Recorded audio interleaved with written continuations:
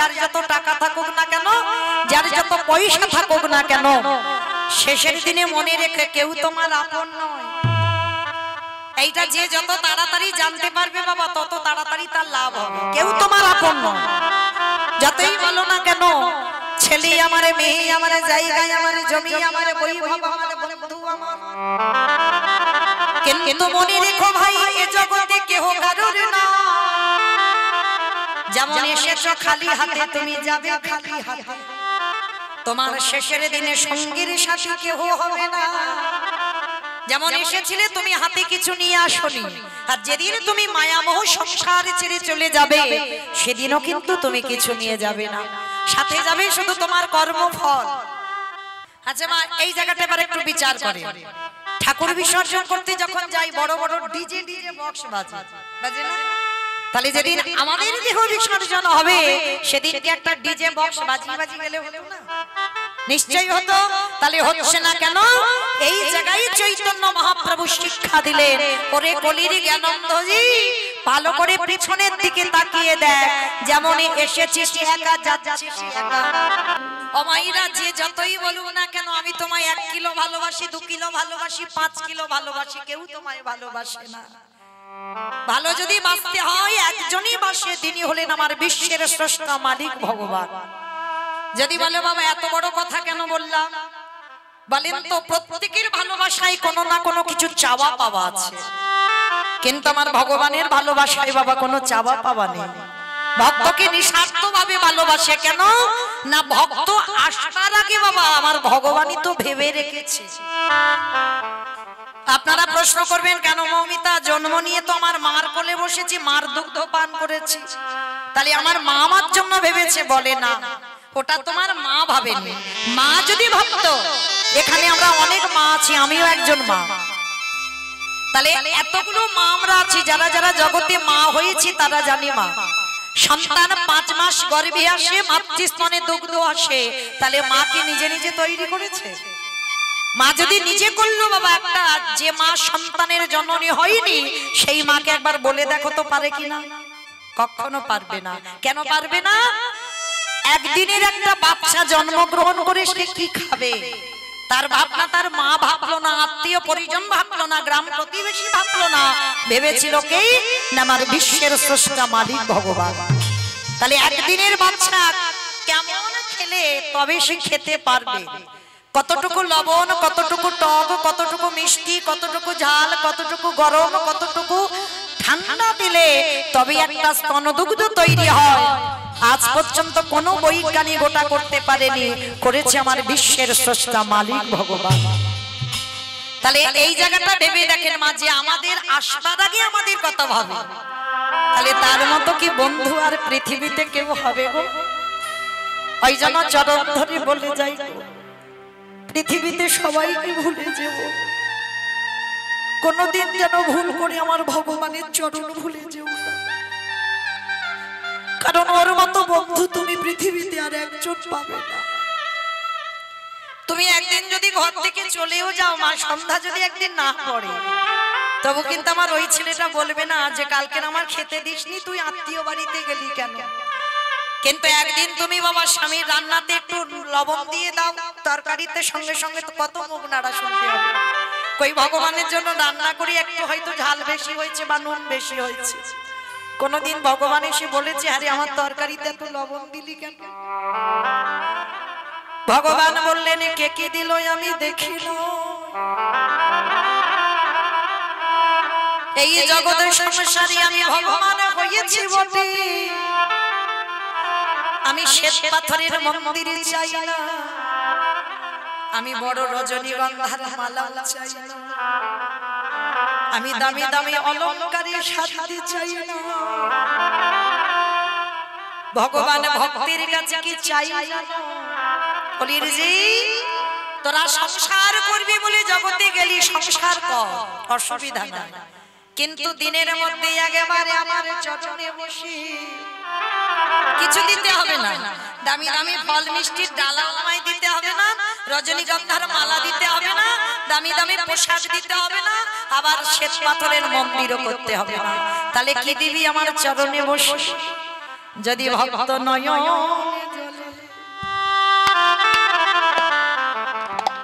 নয়ন জলে একেবারে ভাসিতে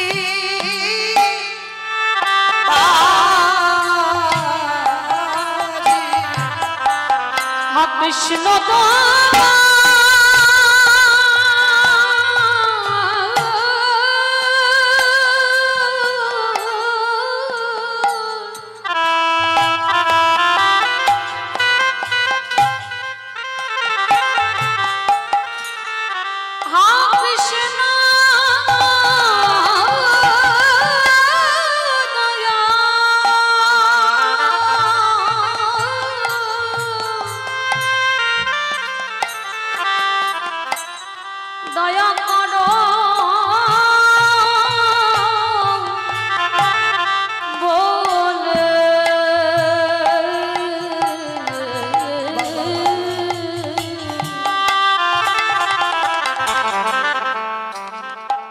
ভক্ত যদি নয়ন জলে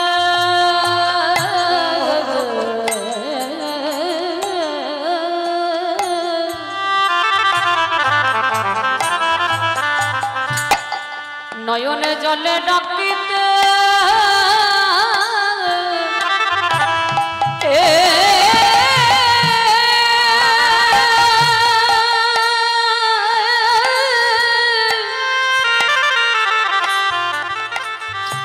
ডাকিতে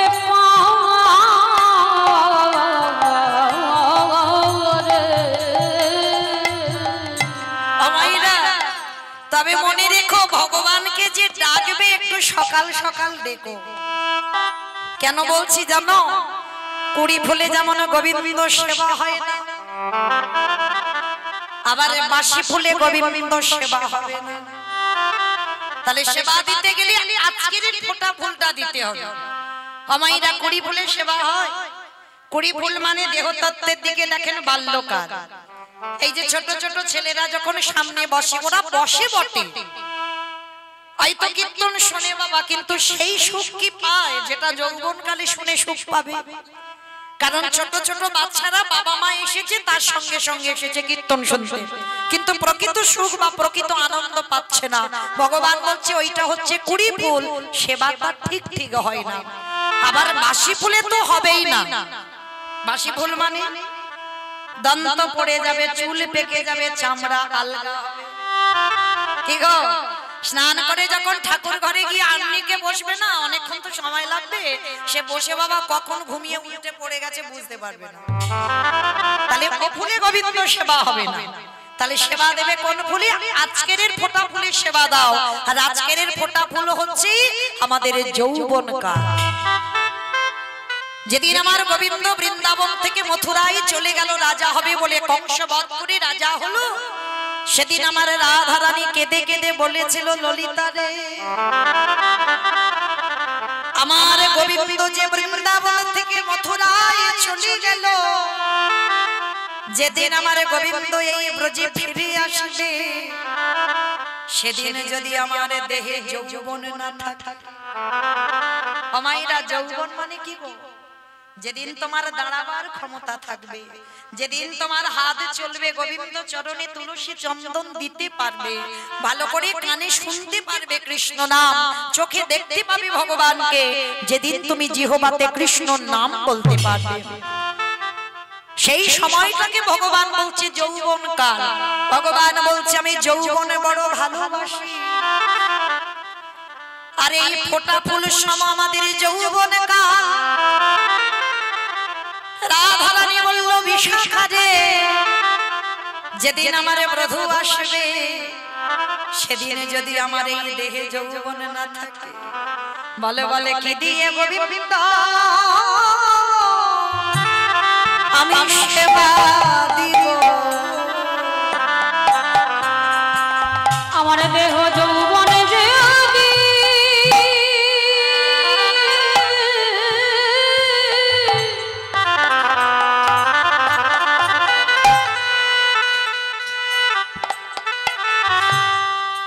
আমার দেহ যৌবনে যদি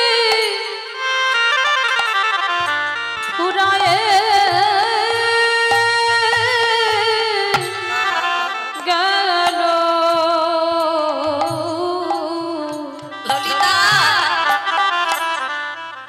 মুদিতা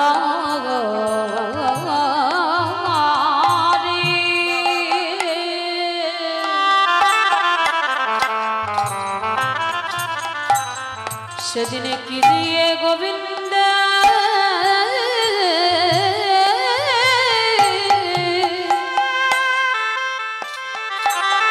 গোবিন্দের সেবা করিব ওরে ললিতা রে ওরে ললিতা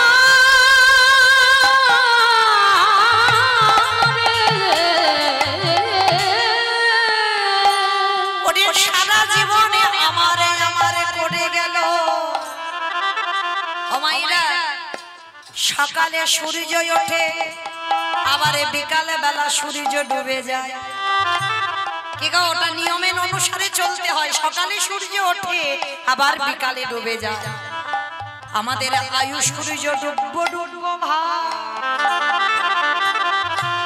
আমাদের জীবনে সবার একদিন সকাল হয়েছিল কি গো সকালবেলা দেখবেন সূর্যের কোনো তেজ থাকে না গায়ে যখন সূর্যের আলো পড়ে বাবা যেন জ্বালা জ্বালা করে কি সকালবেলা করে না তাহলে আমাদের জীবনেও সকাল হয়েছিল সেই সকালে গড়িয়ে এলো দুপুরের বেলা আর দুপুরের বেলা যদি সূর্যের একবার তেজ তোমার গায়ে পড়ে জ্বালা জ্বালা করে না এই যৌবন কাল হলো আমাদের দুপুরের বেলা এই যৌবন কালে এই দেহের রক্ত গরম হয়ে যায় কামনা বাসনায় জর্জরিত হয়ে যায় সবাই সংসার রূপ সমুদ্রে হাবুডুবু খায় কিন্তু সারা জীবন তো দুপুরের বেলা থাকবে না ওই দুপুর একদিন গড়িয়ে বিকাল হবে পরবর্তী বেলা মানে সূর্য ডুবে যাচ্ছে আর সূর্য যখন ডুবে যায় দেখবেন সূর্যের দিকে তাকিয়ে রংটা লাল হয়ে যায় বড় মতো লাল হয়ে যায় না দেহের দিকে তাকিয়ে দেখেন ভগবান একটু একটু করে রং লাগাচ্ছে না চুলগুলো একটা দুটো করে বাবা পাক ধরছে মানে কালার করছে অল্প অল্প মানে এখন বাবা প্রতিনিয়ত নয় মাসে একবার করে কালার করলে হবে আর যত তোমার পরবর্তী বেলা হবে সপ্তাহে কালার করলে তুমি ঢাকতে পারবে কেন এবার তো ডুববো ডুববো ভাব এবার যেতে হবে ঘরে তাহলে সূর্যদেব ডুবতে চাইলো জগৎকে শিক্ষা দিলে ওরে কলিরি জ্ঞানন্দজি এই মায়ারা মশারি খাটিয়ে ওই সরেজের বিছানা তৈরি করে টাকা পয়সার বালিশ মাথায় দিয়ে অমনা করে ঘুমাসি না ভাই আমাদের আয়ু সূর্য কখন ডুবে যাবে তা তো কেউ জানে না তাই তোদের হাতে ধরে বলি পায়ে ধরে বলি সময় থাকতে থাকতে কৃষ্ণ ভজন করে নে ভাই আমাদের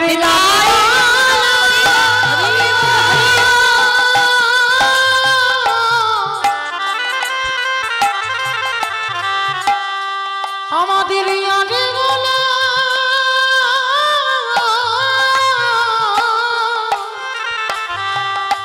বলা হয় বা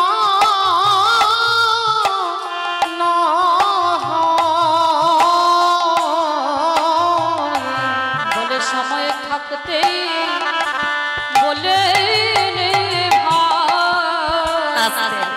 তাহলে চলেন আজকে আমরা সবাই এই নিয়ম সেবার মাসে ব্রতের মাসে দামোদর ব্রতের মাসে সবাই যখন একত্রিত হয়েছে বলা তো যায় না বাবা পরীক্ষিত রাজার জীবনে গ্যারান্টি হয়ে গেছে কিন্তু 7 দিন আই কিন্তু আপনাদের আমাদের জীবনের কিন্তু গ্যারান্টি নেই এই যে কালকে থাকবো সকালে যে আলো দেখবো এই গ্যারান্টিটা আমরা কেউ দিতে পারবো না এই যে কীর্তন সেরে আমি বাড়ি যাব বা আপনারা বাড়ি দিয়ে যাবেন এই গ্যারান্টিটা কারোর জীবনে দিতে পারবো তাহলে চলো যোগ যখন এসেছে যাতে বিয়োগ না হয় সবাই একত্রিত হয়ে একটুখানির জন্য যাই সিধাম নদিয়া নবদ্বীপ কি মাইনা সবাই যাবেন তো সবাই যদি চলে যায় কীর্তন গাইবো কাকে নিয়ে বলে দিল হ্যাঁ যাও কিন্তু কেউ যাব না কেন জানো এক্ষুনি যদি তোমরা বা আমরা কেউ যেতে চাই তাহলে স্বামীর অনুমতি নিতে হবে ছেলে বৌমার কাছ থেকে অর্ডার নিতে হবে তারপরে ওদিক থেকে যদি পাস হয় তো তবে যেতে পারবে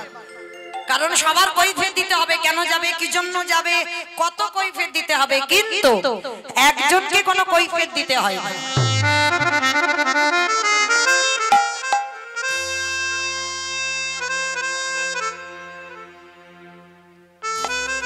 রাধে অশোক প্রামাণিক তিনি আমার রাধারানীর চরণে এই মালাটা দান করেছেন। প্রেম সে একবার বলেন নিতাই গৌর প্রেমানন্দে হরি হরি। তো চলেন আজকের আমরা তালিমাইরা দেহ কারো যাবে না, কারণ দেহকে যেতে গেলে অনেক ঝামেলা আছে। এই রাত্রেবেলা দেহ যাবে যাবে না, কিন্তু একজন খুব স্বাধীন, বলো তো সে কে? মন। বা মন, এই মনকে কারোর কাছ থেকে বাবা কারোকে কৈফিয়ত দিতে হয় না, কারোর কাছ থেকে অর্ডার নিতে হবে না, অনুমতি নিতে হবে না, ও স্বাধীন। এক্ষুনি তুমি চোখ দুটো বন্ধ করে মনে করো সেই মায়াপুর ইস্কনে একবার যাব, সুরধনী গঙ্গায় স্নান করব। চোখ দুটো বন্ধ করে মনে করো সেখানে মন চলে যাবে, কারণ জগতে যত যানবাহন আছে বাবা মনের থেকে দ্রুত আর কেউ নেই, তাই না? এক্ষুনি চোখ বন্ধ করে বলো আমি বাঁকে বিহারী লালকে একবার দর্শন করব বৃন্দাবন। তাহলে উত্তরপ্রদেশ এই হাওড়া জেলা থেকে একটুখানি রাস্তা নয়, সোজা মন সেখানে চলে যাবে। তাহলে এত তাড়াতাড়ি যত বাবা প্লেন যাক না কেন এত দ্রুত যেতে পারবে না। তাহলে চলো থাক আমাদের দেহগুলো এখানে, মনগুলো নিয়ে যাব সেই সুরধনী গঙ্গার তীরে। কি মা যাবো তো? বেশ, তাহলে চলো সুরধনী গঙ্গার তীরে গিয়ে দেখবো সত্যতে নারায়ণ, ত্রেতাতে রাম, দাপরে কৃষ্ণ, কলিতে হলো গৌরাঙ্গ। যার অবতারই ভগবান এসেছে, এইবার যেই সেই কৃষ্ণ কিন্তু কলিযুগে গৌর হলো। আর যেদিন এসেছিল নবদ্বীপের ভাবটা কেমন ছিল জানো? আজ নদী গা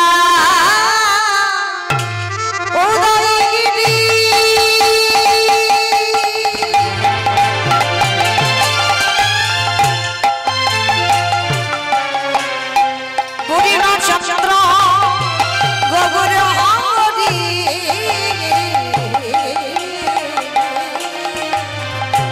ওই নদীয়া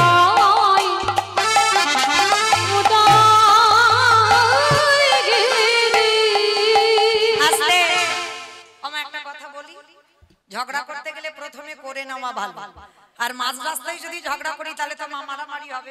তাহলে আগে বলে নি এই কীর্তন শুনতে গেলে প্রভুর জন্য একটু কাজকর্ম করতে হয়, তবে আমার মতো নাচতে হবে না, গাইতে হবে না, কিছু বলতে হবে না। তিনটে ধ্বনি, শঙ্কর ধ্বনি, উলুর ধ্বনি, আর যাদের যাদের হাত এসেছে, সবার এসেছে তো? যাদের এসেছে কই একবার দেখাও। নিতাই গৌর প্রেমানন্দে হরি বল হরি বল হরি বল। বাহ, খুব ভালো, তার মানে সবার হাত এসেছে। কি মাইরা একটু উলুর ধ্বনি হবে তো? কই একবার করে দেখাও মামা, পিছন থেকে হচ্ছে না কেন? একটু দাও উলুর ধ্বনি সবাই, বিশেষ করে এই ব্রতের মাসে একটু প্রেম সে উলুর ধ্বনি। আজ নদী গা উদয়গিরি আমাদের গোলারি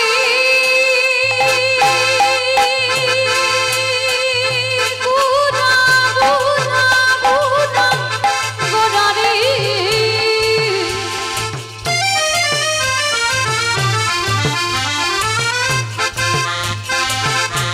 গোরা গোরা গোরা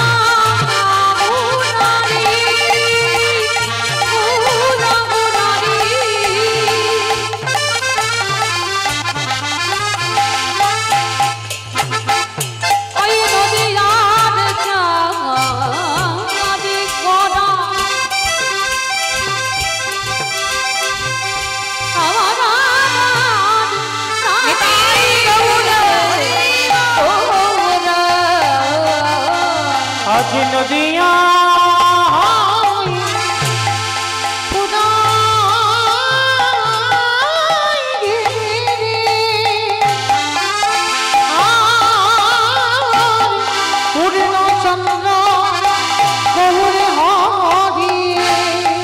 আজ কৃপা করে হইল আজ কৃপা করে হইল কৃপা করে হইল ওই না সোনার নদিয়ায় প্রভু উদয় হলো।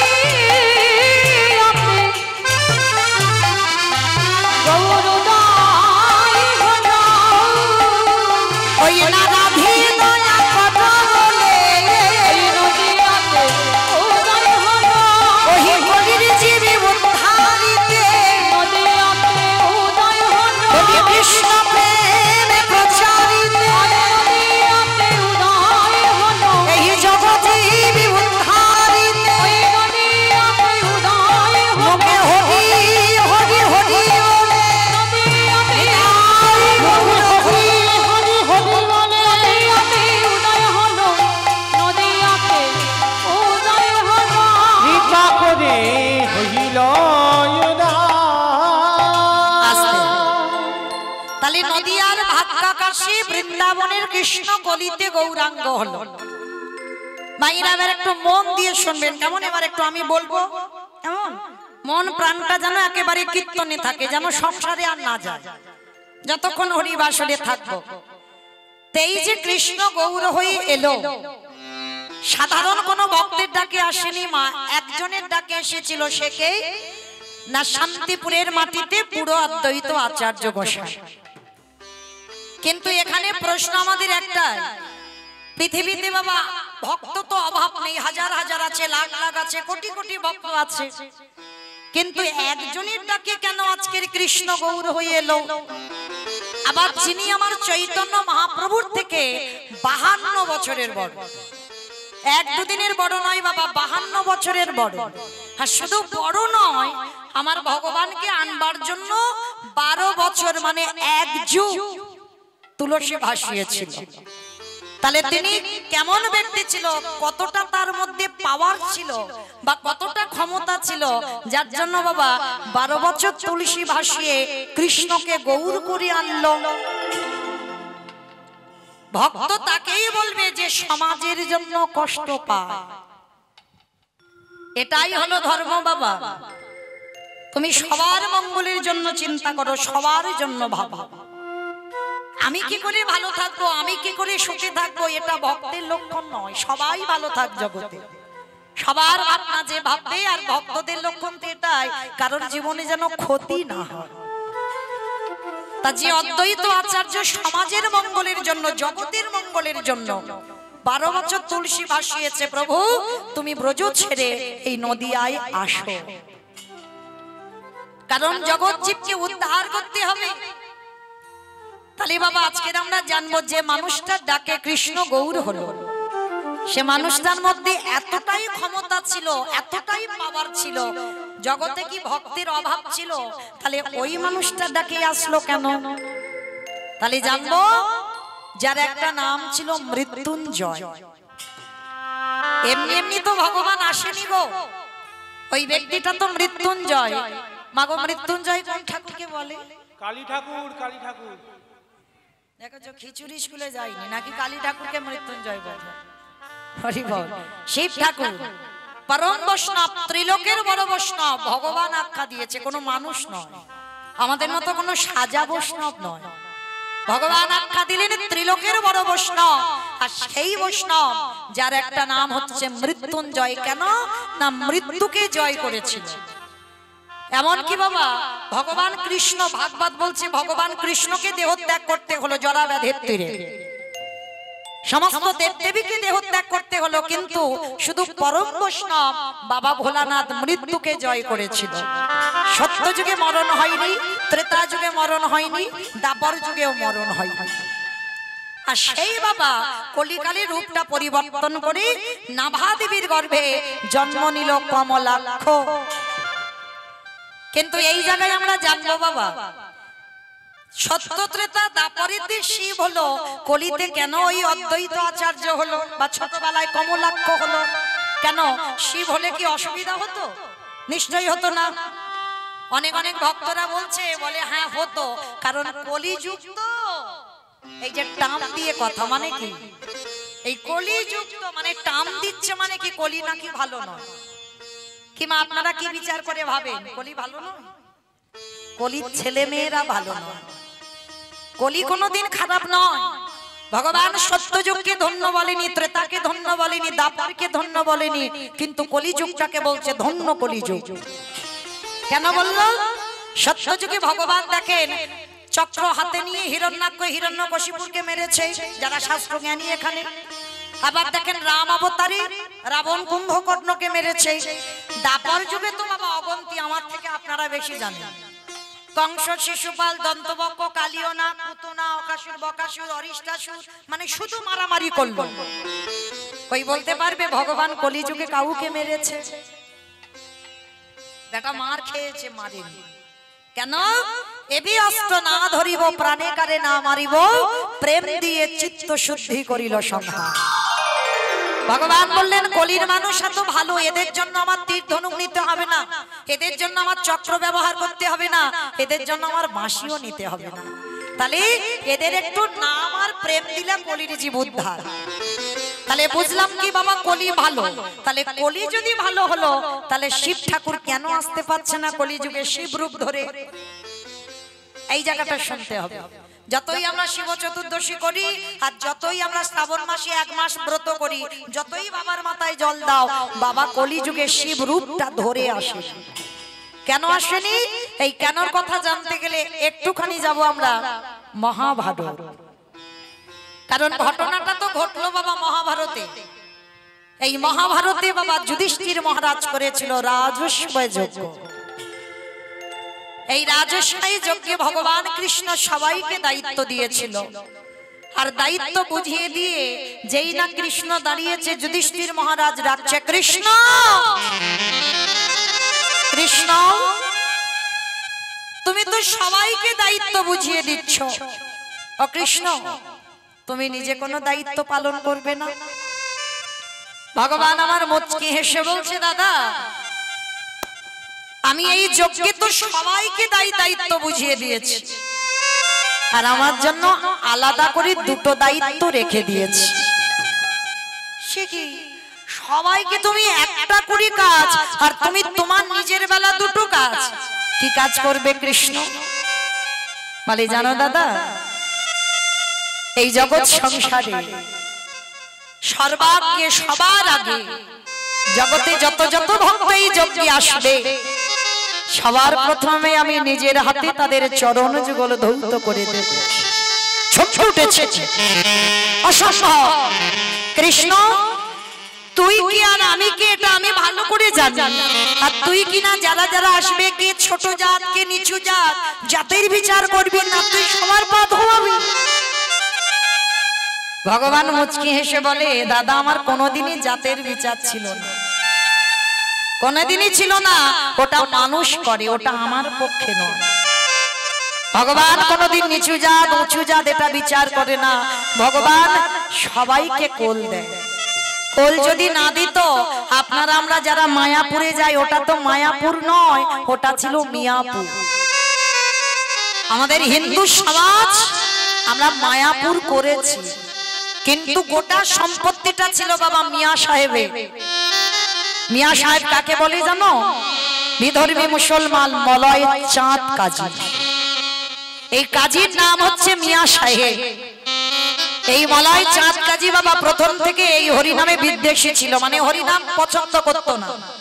হিন্দুরা যেখানে হরিনাম করত গিয়ে খোল করতাল ভেঙে দিত, করতালগুলো সুরধনী গঙ্গায় ফেলে দিত, আর বড় বড় লাঠি দিয়ে এই খোলগুলো মেরে ভেঙে দিত। নবদ্বীপের মানুষরা একেবারে খেপে উঠেছিল। নিমাইয়ের কাছে গেল, নিমাই আমরা হরিনাম করি বলে, আমরা কৃষ্ণ নাম করি বলে ওই কাজী আমাদের হরিনামে বাধা দেয়। মহাপ্রভু বলেছিল, বেশ তোমরা চিন্তা করো না, কালকের এর একটা ব্যবস্থা করে দেব। কাজী সাহেব ওই খোল করতাল ভেঙে রাত্রি বাড়িতে গিয়ে ঘুমিয়েছে। আর ভগবান কি করেছে জানো? একেবারে বুকের উপরে চড়ে বসেছে কাজী। দেহটা মানুষ, মুখটা পশুর মতো। কোন রূপ গো? গণেশ ঠাকুর। গণেশ ঠাকুর না, নরসিংহ। বাহ, নরসিংহদেব ওই রূপটা ধরে কাজীর বুকের উপরে চড়ে বসেছে। বলল, কাজী তুমি আমার ভক্ত প্রাণে ব্যথা দিয়েছো, তুমি আমার হরিনামে বাধা দিয়েছো। শোনো কাজী, আজকের আমি তোমাকে আদেশ করে গেলাম, আজকে থেকে তুমি হিসাব করে রাখবে 1 মাস। 1 মাসের মধ্যে এই রকম দিনে আমি তোমার প্রাণ নিতে আসবো। স্বপ্নটা দেখেই বাবা সকালবেলা কাজী ছুটলো নিমাইয়ের চরণে। মৃত্যুকে কেনা ভয় পায়। কাজী চরণ ধরে বলল, নিমাই আমি ভুল করেছি বাবা, আমি অন্যায় করেছি। আমি কথা দিলাম আজকের পর থেকে কোনোদিন আমি আর এই হিন্দুদের হরিনামে বাধা দেব না। শুধু বাধা দেব না নয়, আজকে থেকে আমি মুসলমান হতে পারি, আমি তোর এই হরিনামে যোগ দেব। সকালবেলা করে নিমাই হরিনাম করে, মুসলমান কাজী এসে হরিনামে যোগ দেয়। তাতে কি হলো? মুসলমান সমাজ খেপে উঠেছিল যে আমাদের কাজী হিন্দুদের হরিনামে যোগ দিচ্ছে। তাতে কি হলো? সমাজ কাজীকে এক ঘরে করে দিয়েছিল। শুধু এক ঘরে করলো না, বলেছিল কাজীর মৃত্যুর পর আমরা কেউ কবরস্থানে নিয়ে যাব না, কাজীকে কবর দিয়ে কেউ আমরা কবরে একটা ফুলও দেব না। কাজীর মৃত্যুর সময় যদি পিপাসায় ছটফট করে আমরা কেউ কোনোদিন কাজীর মুখে একটু জলও দেব না। ছুটলো নিমাইয়ের চরণে, নিমাই শুনেছিস আমি তোকে ভালোবাসলাম বলে, তোর হরি নাম ভালোবাসলাম বলে আমার সমাজ আমাকে এক ঘরে করে দিল, বলল আমার মৃত্যুর পর আমাকে কেউ কবর দেবে না। ভগবান হেসে বলেছিল দরকার নেই কারোর, যে আমারে চাই তারে আমি চাই, আর যে আমারে না চাই তারে আমি না চাই। কি গো, অনেকেই আমরা বলি না টাকা পয়সা থাকলে শেষের দিনে সব দেখবার থাকবে, ভুল ধারণা তোমার। আমরা বলি একটা পুত্র সন্তানের দরকার, শেষের দিনে আমার মুখে পিণ্ডি দেবে। কে গো গ্যারান্টি দিতে পারবে যে তোমার পিণ্ড দেবে? কে গো গোবিন্দ ঘোষের কথা একবার ভেবে দেখে, স্ত্রী ছিল, পুত্রও ছিল, চিরজনমের মতো ভগবান সব কেড়ে নিল। শেষে ভগবান নিজেই সন্তান হয়ে গোবিন্দ ঘোষের উদ্দেশ্যে পিণ্ড দান করলো। কে বলেছে হয় না? সে কি ভগবান ছিল? আপনাদের মতো তো ভক্ত ছিল।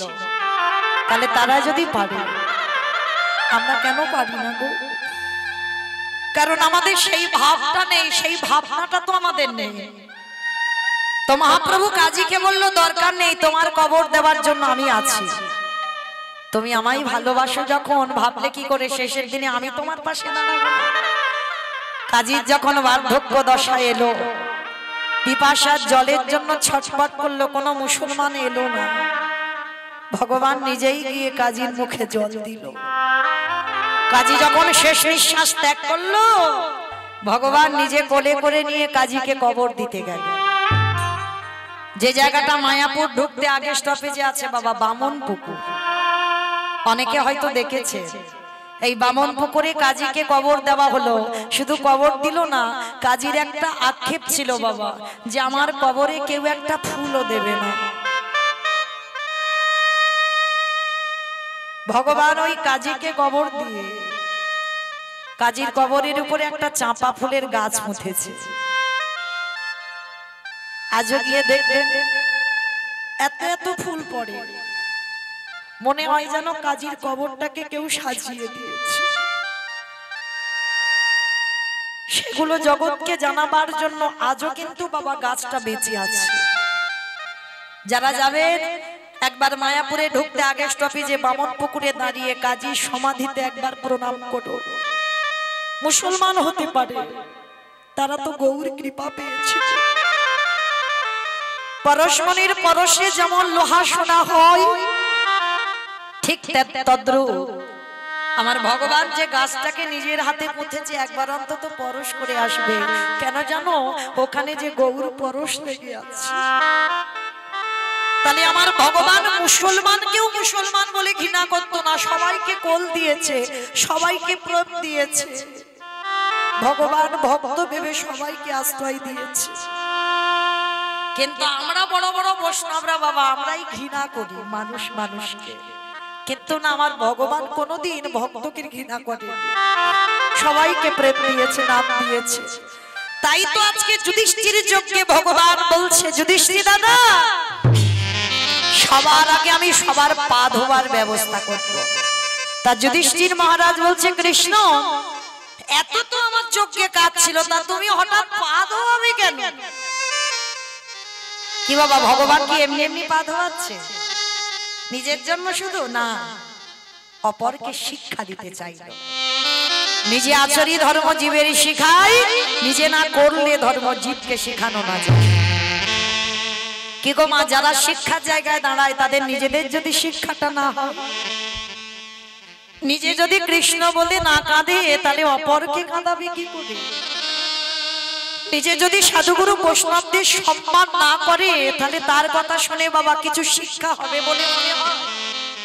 তাহলে আগে নিজের আচরণ ঠিক করতে হবে, তবে তো অপরকে শিক্ষা দেবে। তাই তো কৃষ্ণ দয়াময় নিজে পা ধোয়াচ্ছে কেন? আপনাদের আমাদের শিক্ষা দিল, ওরে কলির জি তোরাও আমাকে দেখে শেখ। বাড়িতে গুরুজন যদি আসে সবার আগে পা ধোয়ার ব্যবস্থাটা কর। ভালো লাগলো মা খুব আপনাদের এখানে এসে, যে বাড়িতে আমি আছি যারা কীর্তনের আয়োজন করেছে। আমার মতো অধম কীর্তনী আসতে জানি না কত বড় অপরাধী, তবু রাধারানীর চরণে জানাবো আমার মতো অধম কীর্তনিয়া চরণ যুগল ধৌত করে দিয়ে তবে বাড়িতে ঢুকিয়েছি। রাধারানীর কাছে প্রার্থনা করব রাধে যেন অন্তিম সময় পর্যন্ত তাদের গৌর গোবিন্দ চরণে মন মতি থাকে। নিতাই গৌর প্রেমানন্দে হরি বল হরি বল।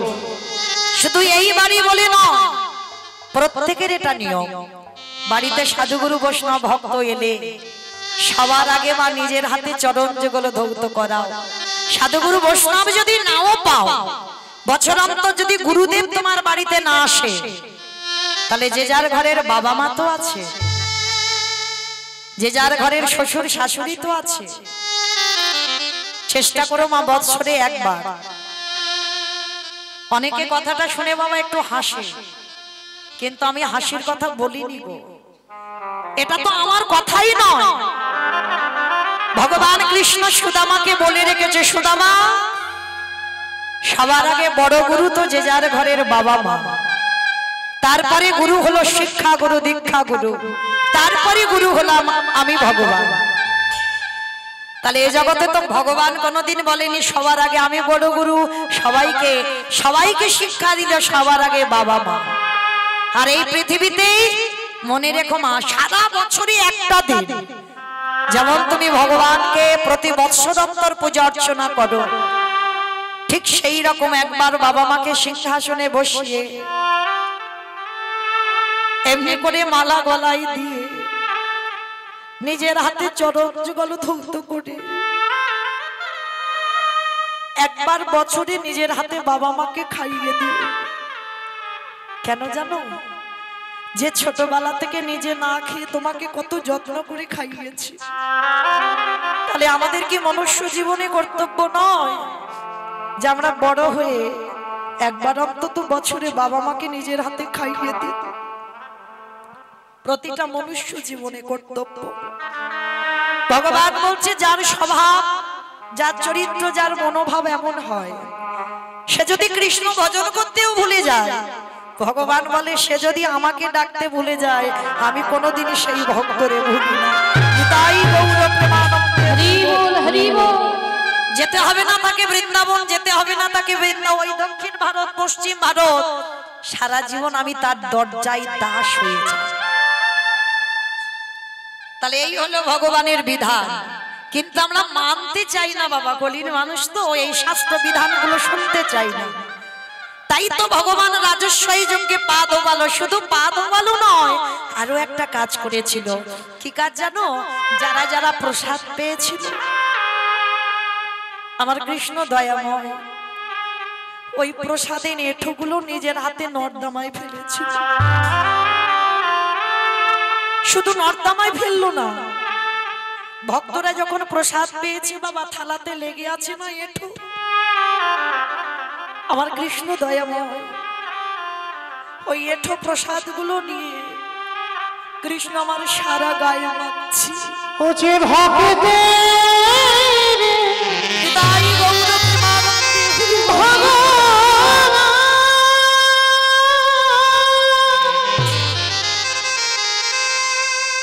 ও যে ভক্ত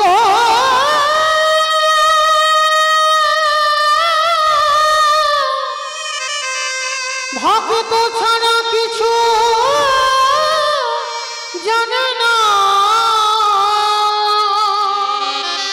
কৃষ্ণ তাই তো যুগে যুগে এটা তুই কি করছিস?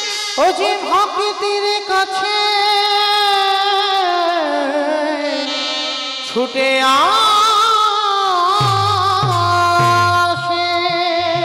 ভক্তদের পা ধোয়াচ্ছিস মেনে নেওয়া যায়, ভক্তদের এঁঠো পাতাগুলো ফেলছিস মেনে নেওয়া যায়, কিন্তু কৃষ্ণ তুই এঁঠো গায়ে মাখছিস কেন? সঙ্গে সঙ্গে ভগবান বললেন, যুধিষ্ঠির দাদা, এই জগতে সবাই পাপ করে, সবার পাপের বিধানে আমি কৃষ্ণ দয়াময় করি, কিন্তু জানো দাদা, এই জগতে আমি হলাম মহাপাপী। কি বললি তুই? নিজেকে বলছিস মহাপাপী? বলে হ্যাঁ, সবাই তো পাপ করে আর আমি তো করেছি মহাপাপ। সে কি, তুই মহাপাপ করেছিস কৃষ্ণ? তা কি এমন পাপ করেছিস? বলে শোনো দাদা, আমি যে অপরাধ করেছিলাম, ওই অপরাধটা করেছিলাম ত্রেতা যুগে রঘুপতি রামচন্দ্রের অবতারে। রাম অবতারে পাপ করেছিলিস? বলে হ্যাঁ। বলে জানো দাদা, আমি নিজের হাতে একটা মণিপুত্রকে হত্যা করেছিলাম। মণিপুত্র সে কে? বলে বিশ্বসভার মণির ছেলে, যার নাম ছিল রাবণ রাজা। ওমা কৃষ্ণ, তুই এটা কি বলছিস? রাবণ রাজাকে মারলে পাপ হয় জীবনে?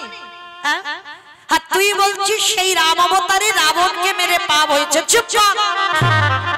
বলে দাদা, এই জায়গায় তো সব গন্ডগোল। সবাই বলে রাবণ নাকি ভালো লোক নয়।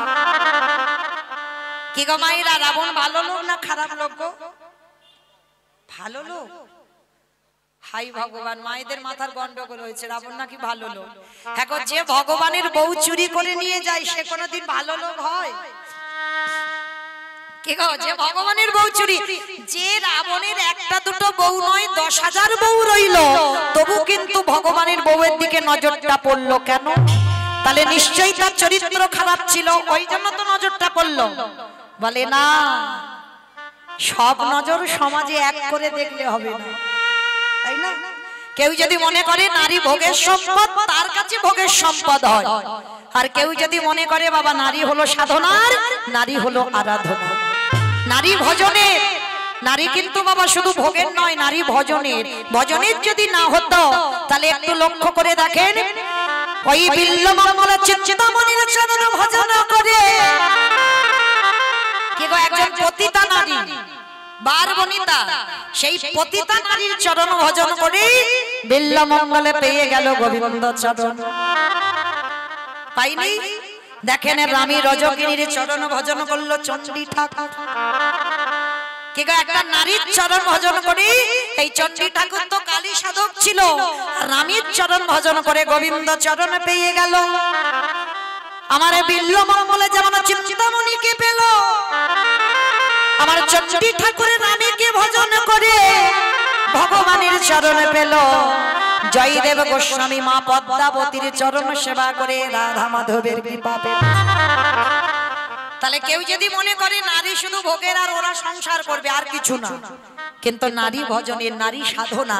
যদি বলো কেন বললাম, যেদিন অসুরীদের অত্যাচারে দেবতারা স্বর্গ ছাড়ে, সেদিন ওই নারী দশভুজা ধরে যদি 10 হাতে অসুরী নিধন না করত, তাহলে দেবতারা যেত কোথায়? কি গো, দেবতাদের তেজ দিয়ে নারী সৃষ্টি করতে হয়েছিল, পুরুষ নয়। আর যতই পুরুষ বলুক না কেন, নারী আছে বলে তো তবে তো বাবা পুরুষ শক্তিমান। আর নারী যদি বামে নারীকে ভজন করো, তোমার ভজন সাধন সঠিক হবে না। নারী তোমার প্রয়োজন, তাহলে নারী ভজনের, নারী আরাধনা। কিন্তু এই মন্দোদরী মা, রাবণ রাজার 5 রানীর মধ্যে বড় রানী মন্দোদরী মা, বসে বসে কাঁদছে কেন? কারণ সতী নারী তো পঞ্চসতীর মধ্যে একটা সতী মন্দোদরী। হ্যাঁ গো স্বামী, শেষে তুমি অন্য কারো দেখতে পেলে না, সমাজে একেবারে ভগবানের বউকে দেখতে হলো। আর তোমার এতগুলো বউ থাকা সত্ত্বেও ভগবানের বউ তুমি আনলে কেন? কথা বলতে বলতে বাবা রাবণ একবার আমার সীতামাকে মা বলে ফেলেছে।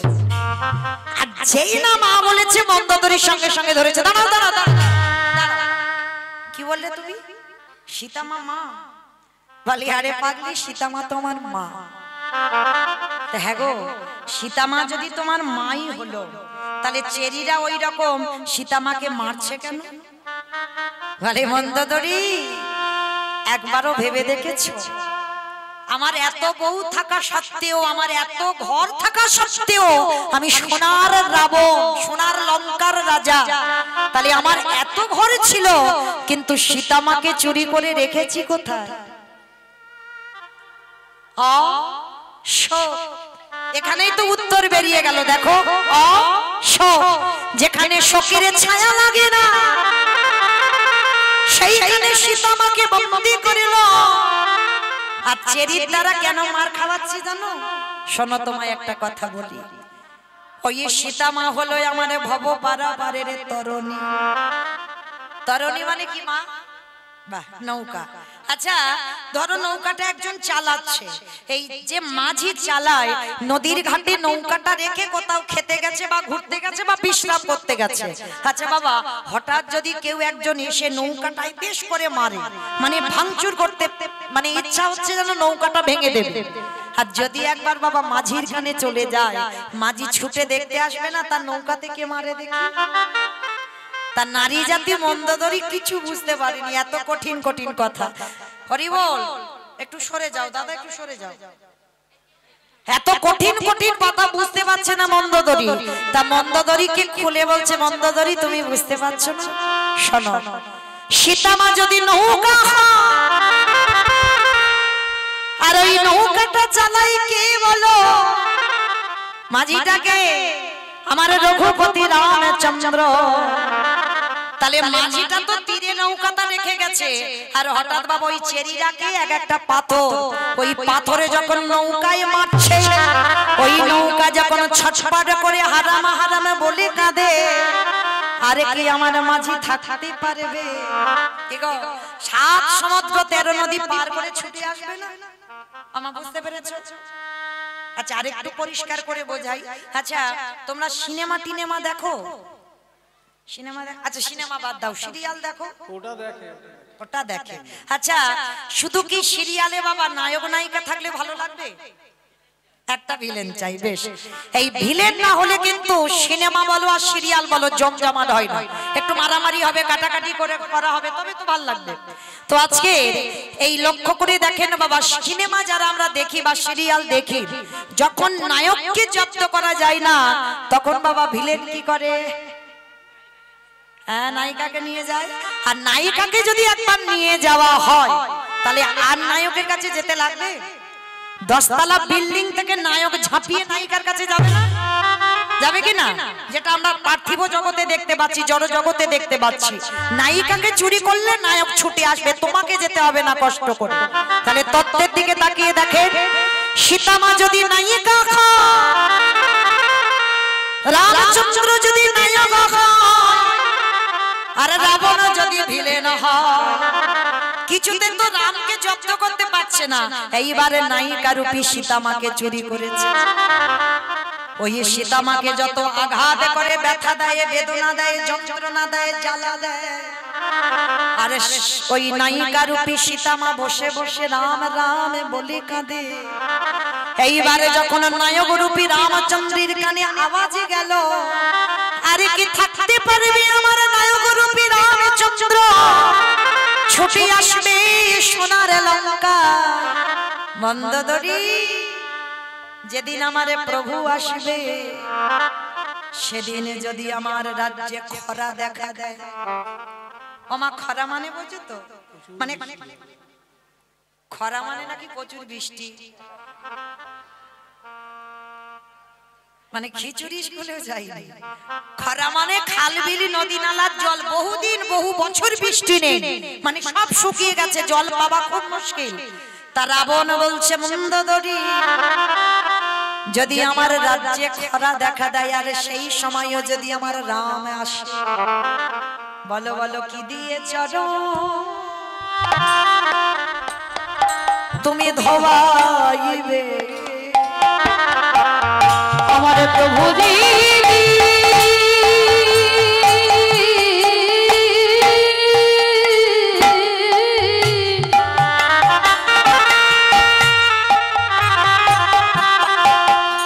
আমার প্রভু যেদিন এই লঙ্কা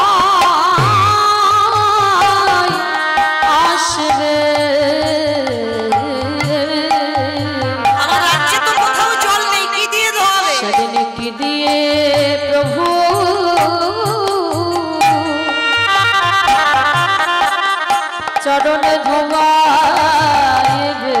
আস্তে জানো মন্দোদরি, আমি কিন্তু কাঁদি না তোমার মতো, আমি বোকা নই যে কেঁদে কেঁদে জলগুলো অপচয় করবো যেখানে সেখানে। আমি আটকে রেখে দিয়েছি।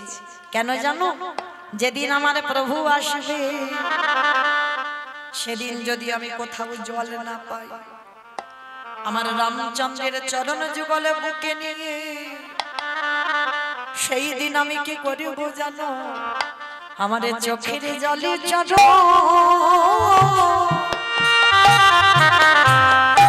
চরণ ধোয়াইব।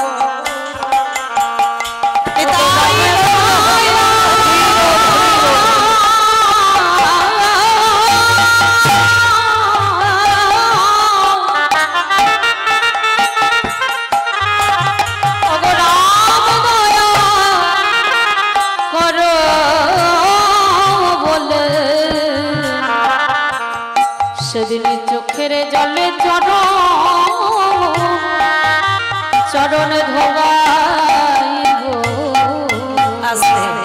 তাহলে ভাইরা লক্ষ্য করে দেখেন, সেই রাবণকে মারলো, রাবণকে মেরে আমার রামচন্দ্রের সর্বশরীরটা পাপী হলো। সকাল বোধন দুর্গা পূজা করেই তো রাবণ নিধন হলো। আজকের সেই রাবণকে মেরে রামচন্দ্র পাপ করলো, মাথা থেকে পা পর্যন্ত রামচন্দ্রের পাপী হয়ে গেল। সেই পাপটা ত্রেতা যুগে ধোবে সুযোগ পাইনি, সুযোগটা পেল কবে? কৃষ্ণ অবতারে যুধিষ্ঠির রাজস্বই যোগে। কি মাইরা যেখান থেকে গিয়েছিলাম আবার সেখানে ফিরলাম, মনে পড়ছে তো? বেশ, চলো আবার এখান থেকে যাই। ভগবান কৃষ্ণ বলছে যুধিষ্ঠির দাদাকে, দাদা আমি রাবণকে মেরে যে পাপটা করেছি সেই পাপটা খণ্ডন করব তোমার যজ্ঞে। অমাইরা, তাহলে এইটুকু শুনে কি বুঝলাম? যদি আপনারা আমরা তো মানুষ মাত্রে পাপ করব, আর পাপী যখন হলাম তাহলে বাবা পাপ থেকে মুক্তি পেতে গেলে সাধুগুরু বৈষ্ণব দেখলে তাদের চরণ ধোয়াও। তাও যদি না পারো বৈষ্ণবদের উচ্ছিষ্ট পাতা একটু পরিষ্কার করো, তাও যদি না পারো বৈষ্ণবদের এঁঠো নিয়ে একটু গায়ে মেখে নাও, আর নিলেই কোটি কোটি জন্মের অপরাধ থেকে আপনারা আমরা মুক্ত। তাই এবার ভগবান কৃষ্ণ যজ্ঞে দাঁড়িয়েছে, যজ্ঞে দাঁড়িয়েছে, আর যেই না দরজায় দাঁড়িয়ে সবাই আসছে একে একে, আর প্রত্যেকের পা ধোয়ায় কৃষ্ণ যজ্ঞের ভিতরে ঢোকায়। এমন সময় অগ্নিদেব, পবনদেব, বরুণদেব, ইন্দ্র, ইন্দ্রাণী, ব্রহ্মা, সাবিত্রী, শিব, দুর্গা সব পরপর লাইন দিয়ে আছে। এমন সময় ভগবান কৃষ্ণ ডাক দিয়েছে, যেই না আমার জগৎ জননী মা বাবা ভোলানাথকে ডাকছে, প্রাণনাথ বাবা শিবকে ডাকছে, ও প্রাণনাথ আর দেরি নয়, নাও এবার কৃষ্ণ পা ধোয়াবে, চলো পা দুটো একটু ধুইয়ে নি। বাবা খিলখিল করে হেসে উঠেছে, পার্বতী তোমার মাথা খারাপ? কৃষ্ণ পা ধোয়াবে আর আমাদের মতো পাপীর পা দুটো বাড়িয়ে দেব? শোনো, তোমার যদি এত ধোয়াবার ইচ্ছা হয় তো তুমি লাইনে দাঁড়াও, কিন্তু আমার পা তোমার কৃষ্ণ ধোয়াতে পারবে না। এই কথা বলে মা দুর্গাকে লাইনে রেখে বাবা বেলাইনে চলে গেছে, আর আড়ালে গিয়ে মনে মনে চিন্তা করছে কৃষ্ণের চোখে কি করে ধুলো দেব, কি করে ধুলো দেব। হ্যাঁ হয়েছে। বাবা কি করেছে জানো? পিছনে আড়ালে গিয়ে দুম করে একটা কুকুর হয়ে গেছে। কারণ জগতে সব যত পশু পাখি আছে বাবা, কুকুর হচ্ছে সব থেকে প্রভু ভক্ত, ওর মতো প্রভু ভক্ত আর কেউ হবে না। তার পিছনে আড়ালে গিয়ে বাবা কুকুর হয়েছে, আর কুকুর হয়ে মনে মনে চিন্তা করছে এইবার কৃষ্ণের চোখে ধুলো দিয়ে যেতে হবে, আর ভগবান তো নিচু হয়ে পা ধোয়াচ্ছে।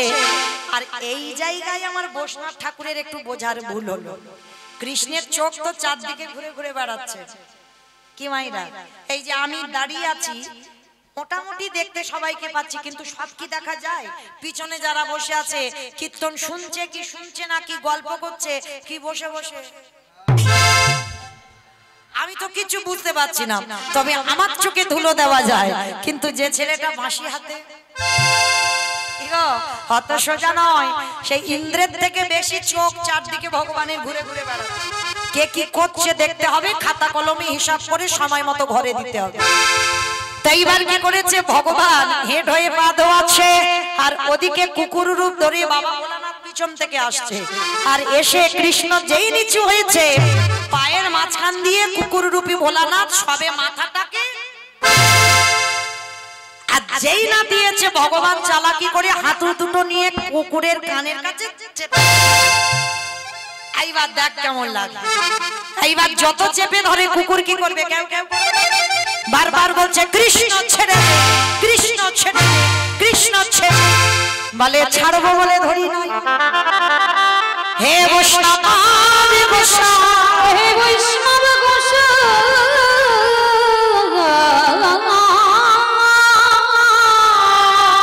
তোমার মতো বৈষ্ণবের দুটো চরণ ধোয়ালে আমার জীবনে কম হতো, তাই তো কৃপা করে করুণা করে আমার জন্য তুমি আরো এক্সট্রা দুটো জুড়ে দিয়েছো।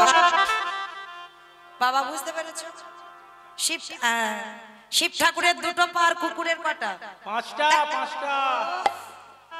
কুকুরের 5টা পা, ডায়মন্ড হারবারে 5টা। পিছনে ওইটা তো লেজ, কুকুরও দেখেন। তাহলে মায়েরা কুকুরের 4টে পা, শিব ঠাকুরের 2টো পা। ভগবান বললে হে বৈষ্ণব, তোমার মতো বৈষ্ণবের 2টো পা ধোয়ালে আমার জীবনে কম হতো, ওই জন্য তো তুমি আমার জন্য আরো এক্সট্রা 2টো জুড়ে 4টে করেছো। এইবারে দাও দাও চাচা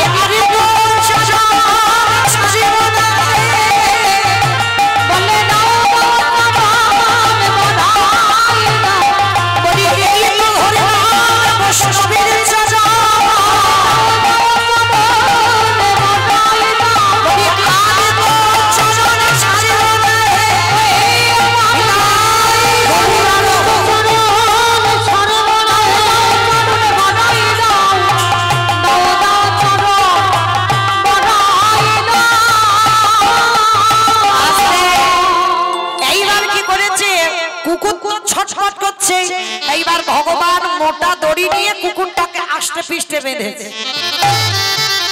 বাঁধলে আস্তে বাঁধলে কি হবে বাবা, কুকুরের 4টে পা তো শুধু ছটফট করছে।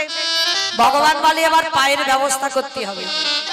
মোটা দড়ি নিয়ে কুকুরের 4টে পা বেঁধে দিয়েছে। এবার যেই পা বেঁধে দিল শুধু নয়নে জলে গড়াগড়ি যায়, আরে বলে কৃষ্ণ ওরে কৃষ্ণ রে,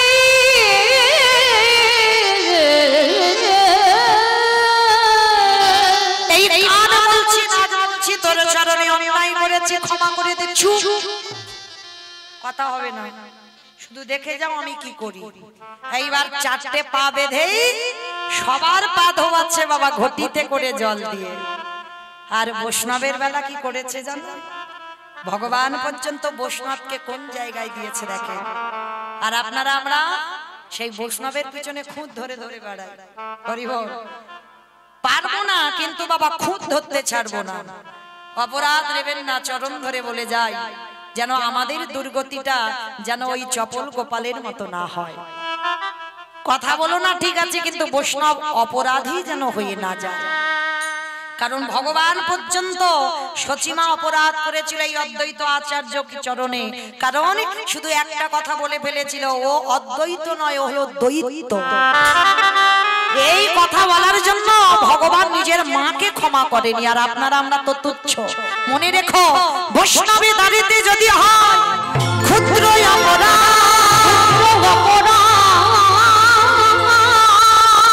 মহা মহা ভজনে করে যায়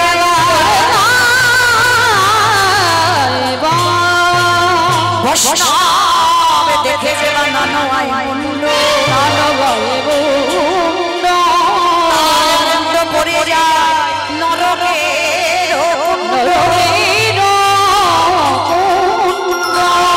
বৈষ্ণবে অপরাধ করে জীবন গঙ্গা স্নানে যায়, গঙ্গা স্নানে যায় কত পাবনে গঙ্গা তারে দেখে দূরে সরে যায়।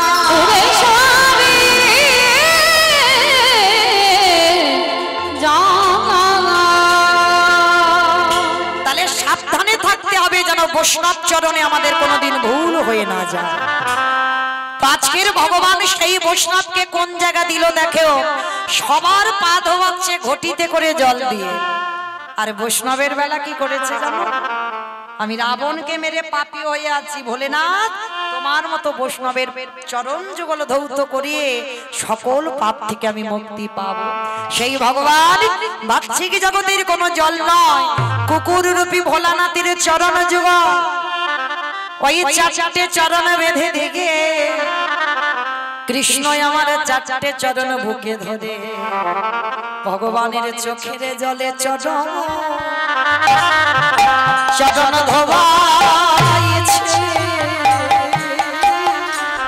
হে বৈষ্ণব কৃপা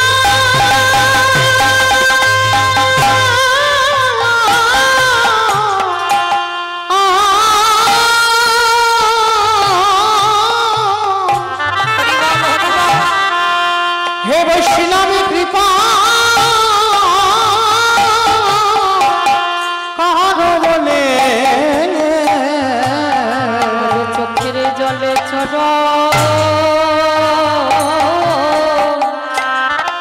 চরণে ধোবাইছে। সেদিন আমার ভোলানাথ প্রতিজ্ঞা করলো, কৃষ্ণ এই যে আমি অন্যায়টা করলাম, তোর সঙ্গে চালাকি করতে গিয়ে তো আজকের আমার এই দুর্গতি। তোর চোখের জল আমার মতো অধম, আমার মতো বামর, আমার মতো কুকুরের পায়ে পড়লো। তবে শোন কৃষ্ণ, আগত কলিযুগে আমি আর কোনোদিন শিব হব না। আমার প্রশ্নটা কি ছিল সেখানে কিন্তু আবার ফিরে যাচ্ছি। প্রশ্ন করেছিলাম সত্যতে শিব, ত্রেতাতে শিব, দ্বাপরে শিব, কিন্তু কলিতে রূপটা বদলেছে। কেন বদলেছে? এটাই হলো তার কারণ। কৃষ্ণ রে আগত কলিকালে আমি হব অদ্বৈত আচার্য, অদ্বৈত আচার্য। আরে তুই হবি আমার কৃষ্ণ নয়, তুই হবি আমার নদীয়ার নিমাইছা। আমি 12 বৎসর তুলসী ভাসিয়ে তোকে আহ্বান করব। আমি তোর থেকে 52 বছরের বড় হব। আর শোন, আমি যখন তুলসী ভাসিয়ে তোকে ওই ব্রজ ছেড়ে নদীয়ায় নামাবো, আর আমার ডাকে যেদিন নদীয়ায় আসবে, যেদিন আমি শান্তিপুর থেকে তোর সঙ্গে দেখা করতে যাব, যেদিন তুই আর আমি দুজনে মুখোমুখি হব, আজ যেমন রাজস্বাই যজ্ঞে তোর চোখের জ্বালা কুকুরের চরণে পড়ল, এই কুকুরই যেমন তোর কাছে ঋণী হয়ে গেল। আমি কথা দিলাম কৃষ্ণ, যেদিন তোর সাথে আমার প্রথম সাক্ষাৎ হবে, পরে আমি সেই দিন আমি তোর চরণ যুগল আমি ধৌত করে দেব। আজকে সেই প্রতিজ্ঞাটা আজকের পালন হলো। আজকের কলিকালে সেই 52 বছরের বুড়ো যিনি ডেকে আজকের আমার কৃষ্ণকে গৌর করে আনলো। আর এনে কি বললো জানো? কেহ বলে পুরাণেতে রাবণ অধিলা, কেহ বলে পুরাণেতে মাঠে মাঠে দাও উলুধ্বনি দাও একটু। কেহ বলে পুরাণেতে রাবণ অধিলা, কেহ বলে পুরাণেতে আমার গোড়ামি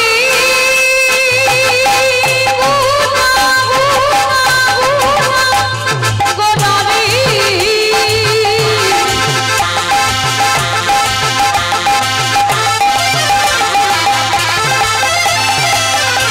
গোড়া গোড়া গোড়া গোড়ামি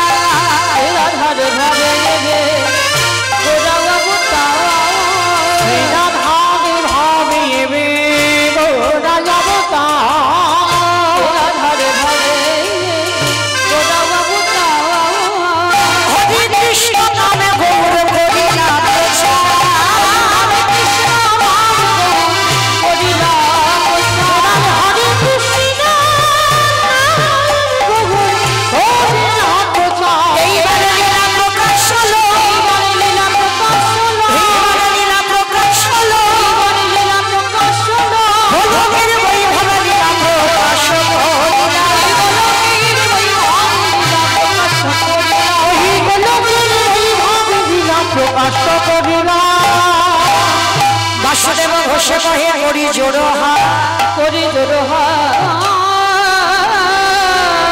বলছে গো সেই কৃষ্ণ সেই তো জগন্নাথ সেই তো জগন্নাথ বাসুদেব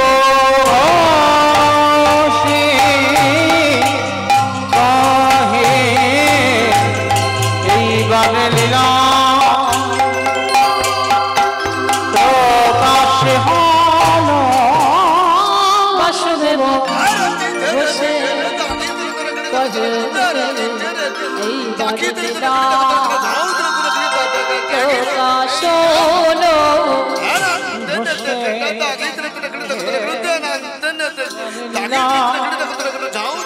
প্রকাশ হল বাসুদেব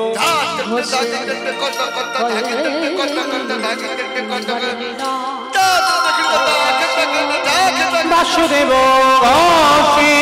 করে এইবার লীলা প্রকাশ হলো বাসুদেব বসে কহে এইবার লীলা বাসুদেব লীলা প্রকাশ হলো বাসুদেব বসে কহে এইবার লীলা প্রকাশ হলো রে